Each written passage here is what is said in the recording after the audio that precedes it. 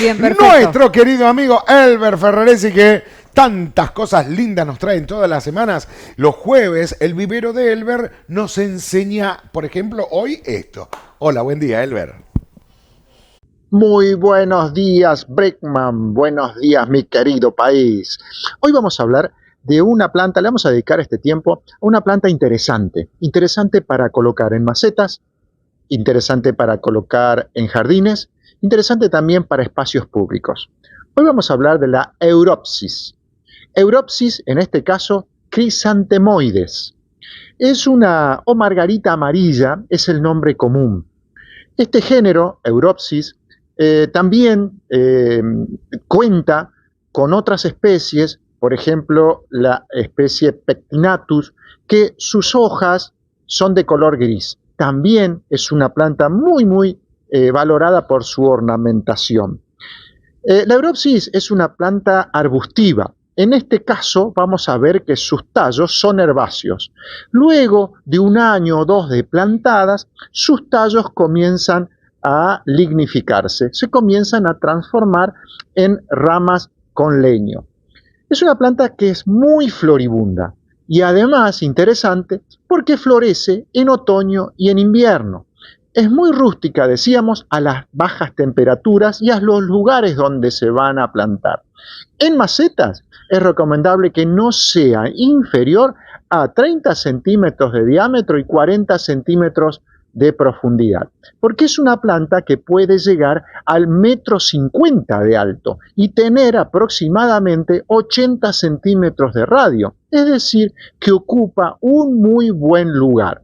Sus flores son amarillas con un pedúnculo largo, fíjense ustedes que más o menos es de 20 centímetros, y es interesante porque la floración es muy intensiva.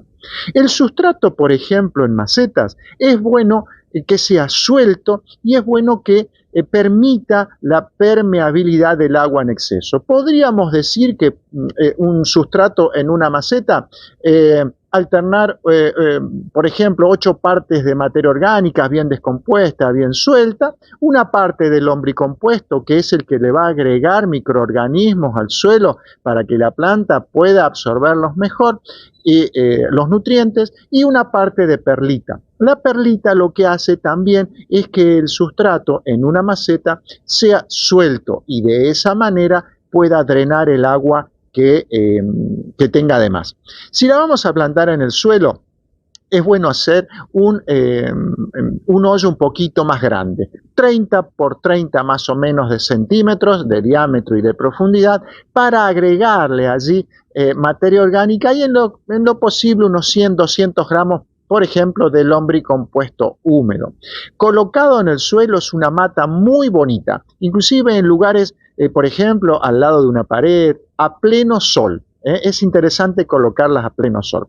¿Qué cuidados tenemos que hacerle? Y bueno, cuando las flores están marchitas, pinzarlas, cortarlas. Y al cabo de 1 o 2 años, lo que tiene cuando empieza a lignificar sus tallos, desarrolla mucho en la parte superior y empieza a caer las hojas en la parte inferior. Ahí lo que hay que hacer es una poda de rejuvenecimiento.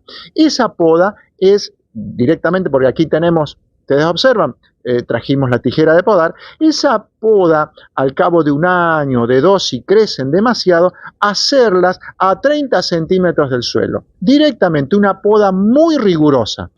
De esa manera vamos a lograr una nueva brotación y una nueva floración y por 2 o 3 años tener nuevamente la planta rejuvenecida y con mucha floración. Esto se hace a fines de la primavera. Decíamos que es una planta que florece en otoño e invierno. Por lo tanto, a fines de primavera es muy interesante hacerle esta poda de rejuvenecimiento si es que crece mucho y empieza a deshojarse en la parte inferior. Es recomendable para colocar en aquellos sitios donde sea muy difícil obtener planta. Y otra cuestión interesante, cuando armemos macizo, cuando armemos jardines o parques, tener en cuenta la época de floración. es otoño-invierno. A veces en esas épocas no tenemos muchas plantas en flor. Esta logra florecer en gran cantidad, realmente distinguiendo el lugar donde se planta. Muchas gracias como siempre por acompañarnos. Para nosotros es una alegría compartir estos momentos. Nos reencontramos la próxima semana. Chau. Gracias, Elber. Ay, se me pagó. ¿Sabes por qué le pasa eso?